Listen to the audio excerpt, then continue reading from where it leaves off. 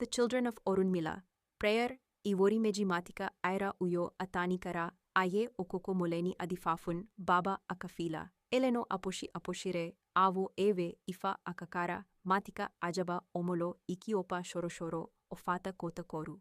Offering 2 hens, 1 rooster directly to Eshu, Iroko herb, Apamita. Everything that is eaten, candles, coconut, jutia, and smoked fish, roasted corn, lots of money. Story at the beginning of the world, Orunmila lived in Aídó Inlè with his 8 sons. He spent his time and wisdom organizing human societies and laying their foundations. He taught his disciples the secret of divination, but like the other Orishas, once his mission was completed, he retired to heaven, though he decided to return to Orun due to a dispute that occurred with his youngest son, named Òlógó. One day, he invited his 8 sons to celebrate an important ceremony for Aídó, who accompanied him everywhere in the world by mandate of Olafin. Each one arrived and knelt before Orunmila, saying Iboru, as a sign of obedience and respect. But when it was Òlógó's turn, he stood still and refused to kneel and greet like his older brothers. He said, "You crown me king being my father, and I cannot degrade myself by bowing before anyone." Hearing this, Orunmila became sad and returned to heaven. Immediately after Orunmila's departure, the earth fell into chaos, confusion, the cycle of fertility and regeneration, both in nature and in humans, suffered a collapse, and human society moved dangerously towards anarchy and disorder, so that everything on earth was heading towards its immediate and sure destruction. Everyone was confused and insecure on earth, and began to kneel and beg Orunmila and Aídó with the following prayer: Abonyu abi omo agano towo alabosun, akurun adide akere modo, awe owo ibawe togbe, omo okuni mi ide obini ori.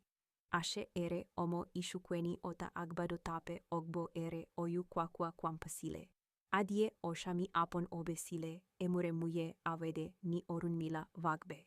They all cried and begged Orunmila and Awede because the earth had long been without peace, and the semen of humans ended in the testicles. The women had menstruation. Then they decide to go to Orun and persuade their father Orunmila to return to earth.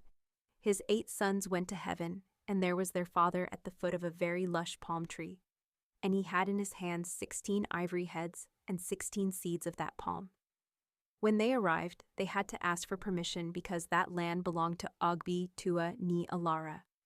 Upon entering, they knelt before Orunmila and begged him to return with them to earth.